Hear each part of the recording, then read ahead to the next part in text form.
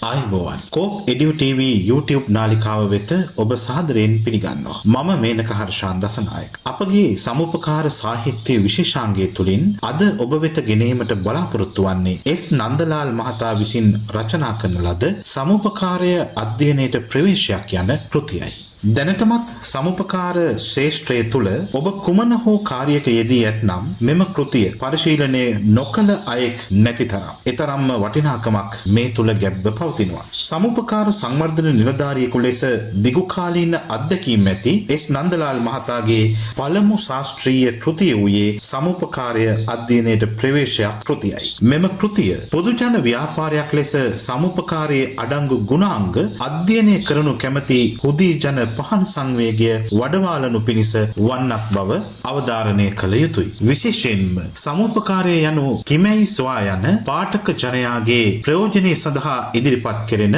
නිබන්ධනයක් වන මෙම කෘතිය තුළින් සමුපකාරය යනු කුමක්ද? එය නිර්වචනය කරන්නේ කෙසේද? එහි පසුබිම කවරේද? එය ආරම්භුනේ කෙලෙසද? පොදුජන ව්‍යාපාරයක් ලෙස එය ලොව සුපතල වූයේ කෙසේද යන කරුණු පිළිබඳව අවබෝධයක් ලබා ගැනීමට මෙම කෘතිය කියවීම තුළින් හැකිවන බව මතක් කළ යුතුයි. සිංහල පමණක් කියවන සිංහලෙන් අධ්‍යාපනය ලබන අයෙකුට සමුපකාරය යනු කවරේදැයි හඳුනා ගැනීමේ අපහසුතාවයට දර්ශනයක් ලෙස සමුපකාරය සහ එහි පසුබිමද මූලධර්මද ගැන සවිස්තරාත්මකව ලියවුණු පොත් හිඟකම මෙම කෘතිය තුළින් පිරිමැසෙන බව කිව යුතුයි. මෙම කෘතිය පරිච්ඡේද 8කට වෙන් කර ඇති අතර එම පරිච්ඡේදවල එන කරුණු සනාථ කිරීම සඳහා උපග්‍රන්ථ ලෙස විවිධ පතපොතින් ගත් උපග්‍රන්ථ 8ක් ඇතුළත් කර තිබෙනවා. සමුපකාර සංවර්ධන නිලධාරියෙකු ලෙස රාජ්‍ය සම්මානලාභී ලේඛකයෙකු වන එස් නන්දලාල් මහතා 2006 වර්ෂයේදී කර්තෘ ප්‍රකාශනයක් ලෙස